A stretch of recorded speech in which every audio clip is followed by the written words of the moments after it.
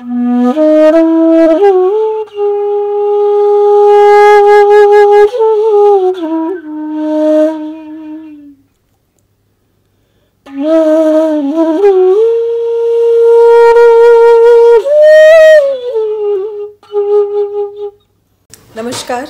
दिल्ली विश्वविद्यालय के centre for independence and partition studies में आप सभी का स्वागत है। मैं अपूर्वा सिंह, असिस्टेंट प्रोफेसर शहीद भगत सिंह कॉलेज, आपका बहुत बहुत स्वागत करती हूँ। इतिहास की किताबों में हम विभाजन के बारे में अक्सर पढ़ा करते हैं, लेकिन जिन लोगों ने उसे जिया है उनकी कहानियाँ एक अलग तस्वीर आपके सामने प्रस्तुत करती है। वो तस्वीर होती है दर्द की, हिंसा की और जज्बे की। आज हम ऐसे ही एक बहुत ख़ास शख्स के साथ जुड़ने जा रहे हैं जिनका नाम है अविनाश बग्गा जी। अविनाश बग्गा जी, आपका बहुत बहुत स्वागत है हमारे इस चैनल पर। अविनाश बग्गा जी उस वक्त महज 12 वर्ष के थे जिस वक्त विभाजन हुआ। जानते हैं उन्हीं की ज़ुबानी कि विभाजन के वक्त उन्होंने क्या देखा, क्या कहानी है उनकी विभाजन से रिलेटेड, और बात करते हैं उन्हीं से आज। सर, आप अपने बारे में थोड़ा सा हमें बताइए। हम उस ज़माने में 12 साल के थे जी, 6th क्लास में पढ़ते थे जी। हमारे स्कूल में जाते थे, सब कुछ था, बिल्कुल नॉर्मल हम लोग जी रहे थे। तो हमारे जो रिश्तेदार थे वो बहुत समझदार और प्रैक्टिकल थे। उनको ये समझ में आ गया कि ये आने वाला टाइम बड़ा ख़तरनाक होगा। हम इकट्ठे एक छत के नीचे नहीं रह सकते, मुसलमान और हिंदू। तो वो उन्होंने ये करने के लिए कि सेफ हो जाए, तो वो अपने सामान सब, बोरी बिस्तर सब उन्होंने पैकअप करके वो सब हरिद्वार में आ गए। हमारा नानका टब्बर सारा का सारा हरिद्वार आ गया। हम वहाँ बिल्कुल अकेले रह गए। हम अकेले जब रह गए तो दीवारें और सूनापन जो गलियों का था, जो सब रंगीन थी, वो सब ख़त्म हो गई। तो हम लोगों ने ज़माने में भी बच्चों को ज़िद होती थी कि हमारे को बाहर लेके जाओ। हम सब चले गए। हम क्यों यहाँ पर पड़े हैं? हम भी जब बाहर जाएं, हम भी वहाँ घूमने जाएं, हम भी वहाँ देखें कि हरिद्वार में क्या हो रहा है, क्या कैसे वो रह रहे हैं। तो हमने अपने फादर को एक तरह से टॉर्चर किया कि हमको यहाँ से निकालो और हमको जाओ। उन्होंने भी हमारी बात आखिर इतना सुन के वो भी तंग आ गए। तो उन्होंने हमारे को 3 कपड़ों में एक तरीके से कि हम सिर्फ हरिद्वार में छुट्टियां बिताने जा रहे हैं, तो उस हिसाब से हम आए। तो यहाँ पर आकर जो 47 के बाद 15 अगस्त का आई और वहाँ पर झगड़े शुरू हो गए। सर, आप हमें, हमारे दर्शकों को अपने बचपन के बारे में, अपने जन्म स्थल के बारे में और परिवार के बारे में थोड़ा सा बताइए। हमारा परिवार जॉइंट फैमिली सिस्टम थे। मेरे फादर के 4 भाई थे। 2 भाई तो पेशावर में रहते थे और 2 भाई दिल्ली में रहते थे। आपका जन्म स्थल पेशावर था? पेशावर है। वो हमारा वो जो 2 थे वो गवर्नमेंट डिफेंस मिनिस्ट्री में उनका काम था। तो वो उनकी पोस्टिंग दिल्ली में थी। तो वो दिल्ली में रह आए, वो वहाँ रहने लग गए। वो हम लोग पेशावर में 2 भाई, बड़ा भाई है जो जिसने सिर्फ सर्विस करते थे मुनीम के, तो वो लोग वहीं रह गए। अच्छा जी। सर, विभाजन के दौरान की त्रासदी को आप किस तरह से देखते हैं? हम देखते हैं कि कितने डरावना था उस ज़माना। हम जब सुनते थे, हम 12 वर्ष के थे, को उस ज़माने में इतना लंबा चौड़ा कोई हमारे को स्टडी नहीं थी कि हम पेपर पढ़ते या कुछ करते। हम तो सिर्फ सुनते सुनते जो आया कि ड्रामा सपना जो आता था यहाँ से दिल्ली से या लाहौर से या पाकिस्तान जो बनने वाला पाकिस्तान, वहाँ से जो लोग आते थे वो अपनी दास्तान कहानियाँ सुनाते थे कि कितना किस जुल्म हुए, कैसे उनकी इज़्ज़त लूटने की कोशिश की गई, कैसे उनके सामान छीना गया, कैसे उन्होंने अपनी इज़्ज़त बचाई। सबसे ज़्यादा तो वो अपनी उस ज़माने में इज्जत का सवाल था कि कैसे जो औरतें जो हैं जिनको वो पकड़ के कन्वर्ट करना चाहते थे या अपनी आफत पूरी करना चाहते थे, वो लोग आपस हावी थे। जो शरीफ सब एक जैसे नहीं होते, लेकिन जो शरीफ लोग हैं उनका काम नहीं था। लेकिन उस ज़माना जो था वो गुंडों का ज़माना आ गया। जो उनके गुंडे थे वो वहाँ हावी हो गए। उन्होंने यहाँ औरतों को भी परेशान किया और चीने झपटी जैसे भी हो सका उन्होंने डर पैदा किया जिससे कि लोग यहाँ से भाग जाएं और हम आज़ाद हो जाएं। तो ये उनकी प्लानिंग थी कि इसको किसी तरीके से भी पार्टीशन जो हो उसमें मुसलमान वहीं रह जाएं, हिंदू वहाँ से यहाँ जाएं और यहाँ के जो मुसलमान हैं वो वहाँ चले जाएं। तो ये एक मंसूर था और उसमें बहुत वायलेंस थी। गाड़ियाँ पैसेंजर की कट कट के लाशें की आती थी। सर कोई दंगे आपने देखे? कोई नहीं देखा बेटा, कोई दंगे नहीं। हरिद्वार में तो कुछ हुआ नहीं जी। कौन से साल आप जैसे 3 जून 1947 को ये ऑफिशियल अनाउंसमेंट किया गया था कि अब भारत पाकिस्तान विभाजन होगा, तो पलायन आपने कब किया? कौन से सन में पलायन करा? हमने पलायन तो आप तो 3 जून से पहले ही हम आ गए। अच्छा, पहले ही आ गए थे आप? हाँ। जी। पिशावर से आ गए। वहाँ इतना आपको बोला कि इतने वायलेंस नहीं थी जी। वहाँ पर बहुत शांति से पठान लोग उनकी प्रोटेक्शन करते थे हमारी। अच्छा। पठान लोग वहाँ जो थे वो प्रोटेक्शन करते थे। वो इज़्ज़त वाले समझते थे कि ये भी हमारे भाई हैं, उनको तंग नहीं किया जाए और हमारा ऐसा उन्होंने हमारी सेफ्टी की। जब शुरू में जब वो उनका ये एक्शन शुरू हुआ पाकिस्तान के बनने का लिए उन्होंने अनरेस्ट पैदा करी, तो उस समय उन्होंने पठान लोगों ने आकर हमारी सिक्योरिटी दी हमको। हमारी दुकानें उन्हें सब बंद थी। हम लोग एक अपने एरिया में बंद थे। वहाँ पर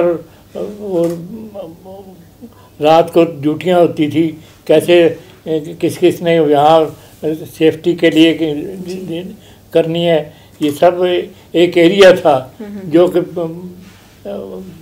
मिनॉरिटी के 5% थे हम लोग, सिर्फ हिंदू। पेशावर में 5%, बाकी 95% मुसलमान, जिसमें पठान और मुसलमान दोनों मिल के। पठान भी मुसलमान थे लेकिन वो लिबरल थे, वो इंडिया में साथ रहना चाहते थे और उनके लिए उन्होंने अंग्रेज़ों ने पार्टीशन के वक्त रेफरेंडम रखा कि आप वहाँ पर लोगों को अपनी बताना पड़ा कि वो पाकिस्तान के साथ रहना चाहते हैं या हिंदुस्तान के।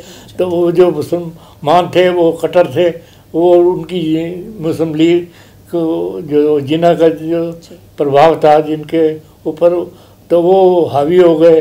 तो जिससे कि ये पार्टीशन के वक्त जो रेफरेंडम हुआ तो उसमें पाकिस्तान जीत गया, तो वहाँ पाकिस्तान बन गया। लेकिन अगर वहाँ पर अभी भी वहाँ पर कुछ लोग पठान लोग अभी भी उनको ये समझ है कि ये हमारे भाई है थे, यहाँ पर रहने से उनका हमारे भी लोग तो वहाँ रह रहे हैं पाकिस्तान हिंदुस्तान में, तो हम भी इनको रोकें। इनकी ये जज्बा है हमारा। उनका जज्बा जो मुसलमान कट्टर जो प्रो जिन्ना थे वो नहीं चाहते थे, वो मार काट और वायलेंस उन्होंने अपना हथियार बनाया। इसी हथियार से वो उन्होंने इतना हेट्रेड पैदा कर दी कि ये इतना तांडव हुआ कि जो जिसने भुगता है उसके रोंगटे अभी खड़े हो जाते हैं और जिसने सुना है उसके लिए। हम तो उस ज़माने में 12 साल थे, इतना सेंसिटिव नहीं थे, लेकिन फिर भी जो हमने सुना तो एक डरावना सपना हमारे पास दिमाग में है कि ये डरावना जुल्म हुआ दो कल तक जो भाई भाई के नेबर आपस में अच्छे संबंध होते थे, और आना जाना खाना पीना सब एक थाली में होता था, वो ख़त्म हो गया। सर, विभाजन के त्रासदी के दौरान जब आपने पलायन किया तो आपके परिवार के कितने लोग उसमें शामिल हुए, कितने लोग वहाँ रह गए पीछे और कितने लोगों ने? हमारी सबसे बड़ी बात यह है कि हम इतने लिबरल थे कि हम इतना एंटिसिपेट नहीं कर सके कि यहाँ पर भी हम रह नहीं सकेंगे। और हम सोच रहे थे पाकिस्तान बन गया तो हम भी रहेंगे, वो भी रहेंगे, लेकिन इतना ये करवाहट पैदा हो जाएगी, इतना वो ये आपने कभी नहीं सोचा था? हमारे हम तो उस ज़माने में कुछ थे क्या बेटा, ये तो हमारे बुजुर्ग, उन्होंने हमारा, खास कर हमारे father, he was very labour. उसके बदले में हमारे जो तायब थे, बड़े उनके भाई थे जो हमारे साथ रहते थे पेशावर में, तो वो सब अपना सामान लेके उन्होंने चले गए, तो हम अकेले रह गए पूरे। इतने घर में इतने लंबे जहाँ हंसते खेलते लड़ते झगड़ते टाइम कटता था, वहाँ पर सुना सुना हो गया, तो हम भी कहा कि हमें भी ले चलो, हम यहाँ नहीं रहेंगे। तो उसी चक्कर में वो हमारे फादर अपने लाड की वजह से उन्होंने हमारे को भेज दिया, वरना कोई वो उनकी मर्जी होती तो वो कभी ना छोड़ के आते। वो हम भी उस वक्त ये सोच कर नहीं आए कि यार इसके बाद तो हम आ नहीं सकेंगे। हमने यही सोचा था कि ये गर्मी की छुट्टियां हैं, ये छुट्टियों में जाके हरिद्वार में उनके साथ रह के अपने नानकों के सब हमारे जो कज़न थे उनके साथ रहेंगे, अच्छे दिन काटेंगे, तो वो उसी लिहाज से हम आए। तो पेशावर से आप फिर सबसे पहले हरिद्वार गए। उसके बाद 48 में हम वहाँ से कानपुर चले गए। अच्छा। कानपुर में वहाँ पर अपनी मासी, हमारी मासी थी, उनके साथ परिवार के साथ आए, तो वहाँ हम लोग वहाँ रहे, वहीं हमारी एजुकेशन हुई। पहले गवर्नमेंट स्कूल चुनीगंज में हमारा पढ़ाई हुई, फिर डीएवी कॉलेज, डीएवी नहीं एसडी कॉलेज, वहाँ पर हमारा ग्रेजुएशन हुआ। और उस ज़माने में हमने जो भी हमारी अपब्रिंगिंग थी, वो जो हमारा कैरेक्टर और जो भी हम बने, वो उस पीरियड में जो 48 से लेकर 59 तक हम वहाँ कानपुर में थे, तो 11 साल तक हमने एजुकेशन ली और अच्छा टाइम काटा। सर, मैं आपको थोड़ा सा पीछे ले जाना चाहूँगी। पलायन के दौरान भारतीय सेना की आपके जीवन में, पलायन में कितनी भूमिका रही? मैं 12 साल में हम क्या बताएंगे आपको जी, झूठ बोलना हमारी बात जी, ठीक है। इस वक्त आपने हमारे को इतनी इज्जत दी है कि हमको मौका मिल रहा है कि हम भी यहाँ आकर अपनी बात रख सकें, तो ये आपकी मेहरबानी है कि आप हमको हमारे को पीछे ले जा रहे हैं। वो उस ज़माने की बातें याद करके अभी भी रोंगटे खड़े होते हैं, हंस रहे हैं ज़रूर, लेकिन सच्चाई है कि जो उस ज़माने में कोई काम तो होता नहीं था, तो झुंड के झुंड इकट्ठे हो जाते थे, और जो वहाँ से आते थे वो अपनी दास्तान बताते थे, तो हम उनके दर्दों को महसूस करते थे। तो वहाँ कैसे कटिंग हुई, कटिंग एक तरह से वहाँ से पाकिस्तान से वो जिस वक्त वो लोग पलायन कर रहे थे तो ट्रेन से जाते थे, तो ट्रेन पकड़ के वो काट देते थे, मार देते थे, उनके गर्दनें काट के, और वो लाशें जो थी वो बाई ट्रेन से वहाँ इंडिया भेज देते। जब यहाँ लोग वो देखते थे तो उनके ज़मानों में भी वो जज्बा पैदा होता था बदला लेने का, तो वो उधर से वहाँ से जो लोग चलते थे तो उनको काट के उनके ट्रेनें भर के यहाँ पाकिस्तान भेजते थे। तो ये सिलसिला था, ये जानवरी का ज़माना था, इंसानियत नहीं थी, जानवरी थी जो पूरी हावी हो रही थी। पैसा भी छीनते थे, इज़्ज़त भी छीनते थे, और हर तरीके से टॉर्चर करते थे, जिससे ये तो चले जाएं और यहाँ पर रह के हम उनको मार दें, तो जिससे ये बात है। सर आप वहाँ से कुछ अगर आपको याद हो तो क्या क्या सामान लेकर आए थे? हम बेटे तुम्हें बोला ना जी, कैसे तुम भी बस जैसे तैसे करके आए आप ये वहाँ से? कैसे तैसे भी तैसे जी। नहीं, मतलब बड़े आराम से आए, जी, को ट्रेन से आए बाकायदा। हमारे आपके पास कोई सोना, आपके सोना belongings? चांदी तो वो तो मामा जो होता था वो तो आज कोई स्त्री जो होगी वो ऐसे उस ज़माने में वो भी नहीं थी, क्या लाकर सब कुछ कैश होता था, सब अपना खबर होता था, कोई कैश नहीं होती थी कि वो रखे जाए अपने लाकर वगैरह में। ये सब जो भी था सब वो जितना भी था लेके आए।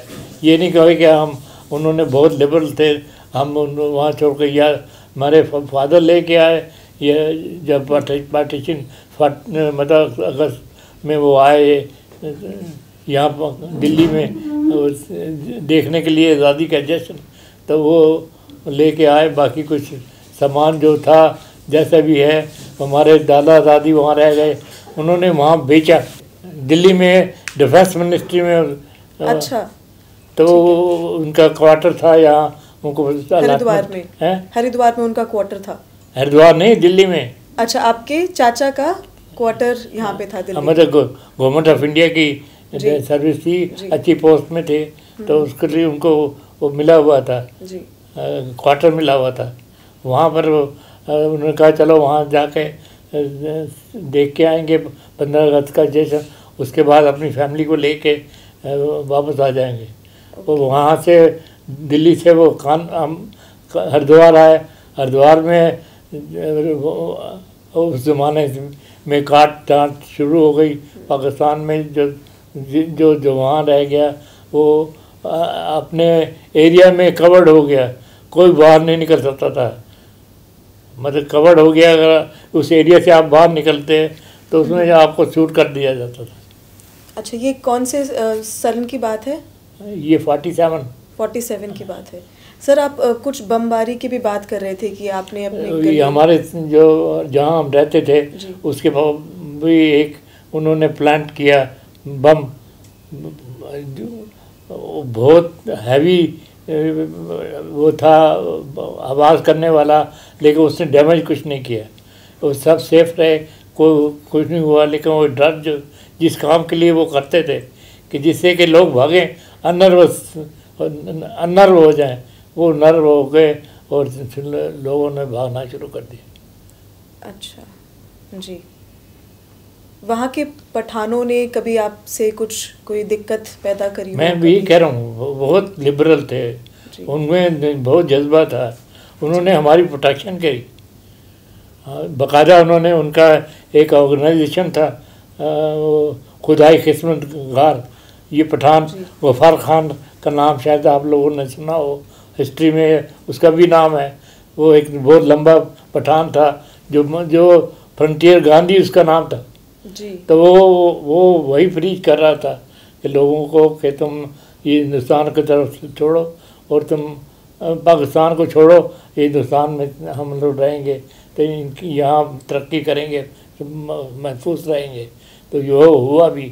अभी भी देखो कि वहाँ पर जो लोग रह रहे हैं वो कैसे अपने भविष्य के लिए सोचते नहीं है, सिर्फ मार काट और कश्मीर और ये दुनिया भर का ड्रामेबाजी करते हैं और कोई काम वाली बात नहीं करते। जी सर, पलायन के वक्त आपके साथ कोई महिलाएं और आपकी बहनें कोई आपके साथ थी? मैं कह रहा हूँ मेरी छोटी बहन थी 6 साल की जी, जी। वो साथ में थी और मेरी मैं था, ये 2 आदमी और मेरी माँ, ये 3 आदमी हम लोग आए।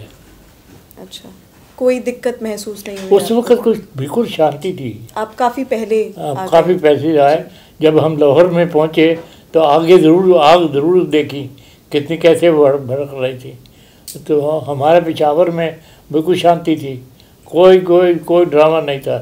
ड्रामा आकर कहीं हमने जाकर देखा तो लाहौर आके देखा, लाहौर स्टेशन से हमने देखा पीछे कैसे मकान जला रहे हैं, लोग कैसे फसाद हो रहे हैं, ये आकर हिल स्टेशन पे सुना।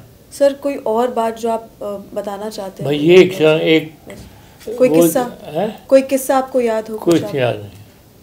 और कुछ आप अपना शेयर कर, जो आप अपने बच्चों को, पोतों को बताते हो? कोई चीज़ होते कभी हमारे पास कोई तुम ही आई हो बेटा, वो उसने तो कभी को पूछा नहीं कि आपकी बैकग्राउंड क्या है क्या नहीं है। वो अपनी जवानी के दिन हैं, वो बनना चाहते हैं। आजकल वो क्या कहते हैं, अपने भविष्य के बारे में बात करते हैं और उनको पुराने ज़माने से इतिहास के बारे में जानने का कोई लेने के देना नहीं है। इच्छा नहीं। वो अपना खुश हैं, जो उनको जो लाडले हैं, जो उनको फरमाइश है वो पूरी करने की कोशिश करते हैं बच्चे। वो अपने खुशी को उसके दिन के अच्छे काट रहे हैं। हम भी पाकिस्तान में आकर हमने उन्हें बड़ी गरीबी और तंग दिली देखी, जगह की भी और वैसे भी। तो ये अब धीरे धीरे हम लोग भी अब ठीक नॉर्मल हो रहे हैं। पहले से तो हम ज़माना, अब आज आप हमको इज़्ज़त दी है और आपने हमारे से बात करने की कोशिश करी, वरना तो हम कोई आपको पूछता नहीं है। और सब नहीं सर, ये हमारा भी सौभाग्य है कि आज हमें आपसे मिलने का मौका मिला है। सब हम लोग फॉर ग्रांटेड ले लिए बेटा जी। We are not granted. हम सब, हम उनसे शायद जो यहाँ के लोकल पॉपुलेशन है उससे भी अच्छे डेवलप है। ये जी सर, आप अपना घर बार छोड़कर आए, अपना व्यापार व्यवसाय सब कुछ छोड़कर आए। जब आप हरिद्वार आए या फिर बाद में आप कानपुर गए, फिर दिल्ली में आए, तो आपने अपना व्यापार कैसे आगे बढ़ाया, किस तरह से शुरुआत करी? हमारा ड्राई फ्रूट का बिजनेस था बेटा जी। दिल्ली से, दिल्ली में आता था पाकिस्तान से ड्राई फ्रूट। अच्छा। वो ड्राई फ्रूट यहाँ से ख़रीद के ले जाते थे कानपुर। कानपुर में हमारा किसी के थ्रू, अपनी दुकान भी नहीं थी, किसी के थ्रू कमीशन एजेंट के वो माल भेजते थे। उसमें जो कमाई होती थी वो हमारी रोजी रोटी का और थी। और धीरे धीरे वो बढ़ता गया। वो ईश्वर की कृपा हुई और ये इतना हम यहाँ पर मकान भी लिए, सब शादियाँ करी, खुशियाँ देखी, हर खुशी देखी जो एक इंसान उम्मीद करता है कि इस जीवन में उसको मिले, वो हमको मिली। तो हम उसके लिए गवर्नमेंट ऑफ को धन्यवाद देते हैं जिन्होंने हमारे को एक सिक्योर फ्यूचर दिया। जी। आज अगर आप उन दिनों को याद करते हैं तो किस तरह की मेमोरीज आपके साथ होती हैं? बहुत बेटा, हमारे जो जिसके साथ हम रह रहे थे वो बहुत पैसे वाले थे, हम गरीबी थे। लेकिन एक बात है, हमने बिल्कुल अपनी आइडेंटिटी को नहीं भूला। जो हम गरीब हैं तो हम गरीब हैं, खुशी से रहे और उनको भी कभी महसूस नहीं होने दिया कि हम उनके ऊपर डिपेंडेंट हैं। तो इस तरीके से हमने धीरे धीरे पहले सिर्फ अपनी दुकान बनाई, यहाँ भी दुकान बनाई, यहाँ भी इंपोर्ट शुरू किए। यहाँ पर भी अफगानिस्तान से, ईरान से इंपोर्ट करके माल मंगवाया और अपनी रहन सहन, ज़िंदगी की खुशियाँ हमने अर्जित की। सर, आपके संपर्क में कोई और आपके दोस्त, कोई साथी? इस वक्त सब दुनिया बेटे चली गई। I am 90 अनडिपेंडेंट। जी। कभी किसी ने आपसे संपर्क करने की कोशिश करी हो, कभी मिलने की कोशिश करी? ईश्वर में? हाँ जी। ऐसे कोई नहीं है, कोई भी नहीं मिला। हमने कोई ध्यान ही नहीं दिया, तो हमने मौज कर रहे थे। हम अपना पास्ट याद नहीं करना चाहते।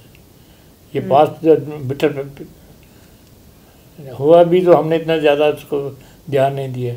और ये इस वक्त 90 में जाने की तैयारी है। सर, आपको कोई उस ज़माने का, आपकी मम्मी कोई गाना गाती हो, कोई कुछ उस ज़माने का कुछ याद है आपको, कोई संगीत?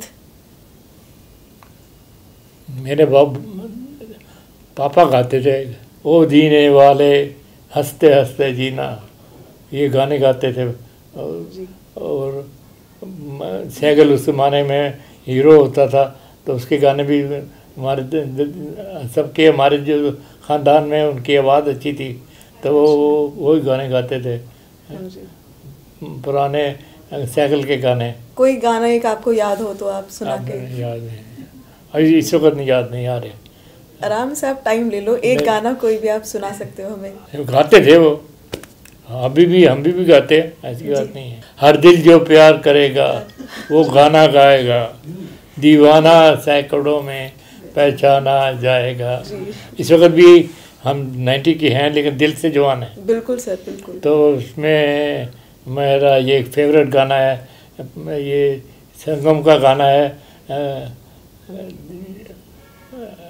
ये दिलीप, वो राज कपूर, राजेंद्र कुमार और विजंती माला का, हर दिल जो प्यार करेगा वो गाना गाएगा, दीवाना सैकड़ों में पहचाना जाएगा, दीवाना दीवाना दीवाना। बहुत बढ़िया सर, बहुत बढ़िया गाया आप सर। ठीक, थैंक यू वेरी मच। अभी भी दिल से, अब उम्र से 90 हैं लेकिन पूरे दिल से जवान है। आज भी आपने हमारे को आज इतनी इज्जत दी, हमको जवान करा, इस बार गाना गवा के हम आपके धन्यवाद करते हैं सर। बहुत बहुत धन्यवाद आपका भी हमारे साथ जुड़ने का। साथ ही साथ हम धन्यवाद देना चाहते हैं हमारे vice chancellor professor Yogesh Singh ji का, हमारे डायरेक्टर प्रोफेसर रविंद्र जी का और joint director professor Jyoti Trihan ma'am का। धन्यवाद।